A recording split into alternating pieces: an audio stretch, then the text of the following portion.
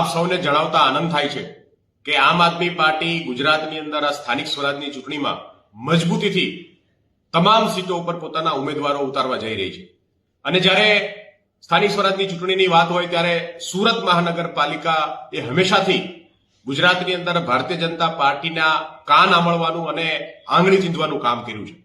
આજે અમે સુરત મહાનગરપાલિકા માટે અલગ અલગ વોર્ડની અંદર અલગ અલગ સીટો ઉપર 75 જેટલા ઉમેદવારોની પહેલી યાદી જાહેર કરવા જઈ રહ્યા છે. આ તમામ ઉમેદવારો સુરતની અંદર સુરતના લોકો માટે ટકાઉ વિકાસ અને સુરત જે વર્ષોથી ભારતીય જનતા પાર્ટીના કુશાસનનો ભોગ બન્યો છે, એક ગ્લોબલ સિટી જે ખરા અર્થમાં ગ્લોબલ ના બની શક્યું, જેનું ઇન્ફ્રાસ્ટ્રક્ચર ગ્લોબલ ના બની શક્યું, એવા સુરતની અંદર ભ્રષ્ટાચારે ભાજપની અંદર એક શિષ્ટાચારની જેમ ફેલાયેલો છે. ત્યારે આમ આદમી પાર્ટી સુરતની જનતા માટે એક સારા વિકલ્પ બનીને ઉભરી છે.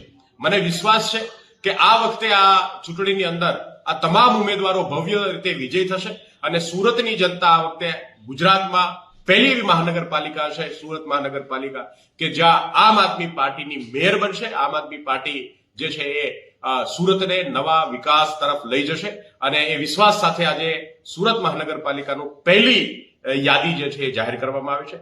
તમામ ઉમેદવારો કે જેમને પાર્ટીએ પસંદગી ઉતારી છે સૌને અભિનંદન. સુરતના તમામ નિષ્ઠાવાન કાર્યકર્તાઓને અભિનંદન. છેલ્લા ઘણા સમયથી સુરતની અંદર સતત લોકો સુધી જઈ અને સંદેશ આપવાનું કામ કર્યું છે. તમામ સાથીઓને અભિનંદન અને તમામ ઉમેદવારોને જીત માટેની અગ્રીમ શુભેચ્છાઓ.